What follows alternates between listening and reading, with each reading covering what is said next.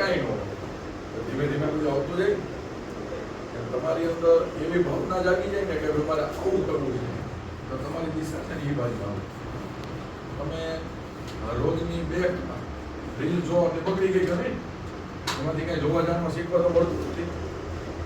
બીજું, તમે રીલ્સ જોતા હોય તો સારી રીલ્સ આવે એવું ફરજિયાત નથી, ખરાબ રીલ્સ આવે. તો આપણે એવું જોવાનું. એના કરતા તમે એવું નક્કી કરો કલાક મારે જોવું છે, તો કલાક તમે એવું ન જોઈ શકો કે કલાક તમારે સારા કોઈ પ્રગતિ ગઈ છે જીવનમાં, તો એના વિશે જાણી શકો. કોઈ નવું બન્યું છે તો એના વિશે જાણી શકો. દાખલા તરીકે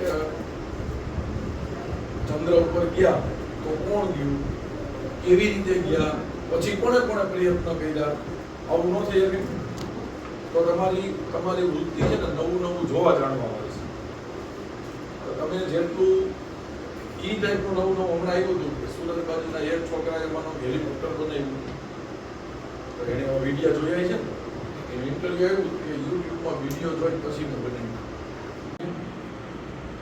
મોબાઈલ તો જોવે જ બધા, પણ તમે જે મોબાઈલ જોવો એનો ઉપયોગ કેવો કરવાનો, સારો કરવાનો. રોજ તમે વિચાર કરો 1 કલાક રીલ જોવો તો તમને કંઈ મળવાનું છે, અને 1 કલાક તમે એવી વસ્તુ જોવો કે જેનાથી કંઈક ફાયદો થાય, તો તમારા જીવનનું ઘડતર થાય.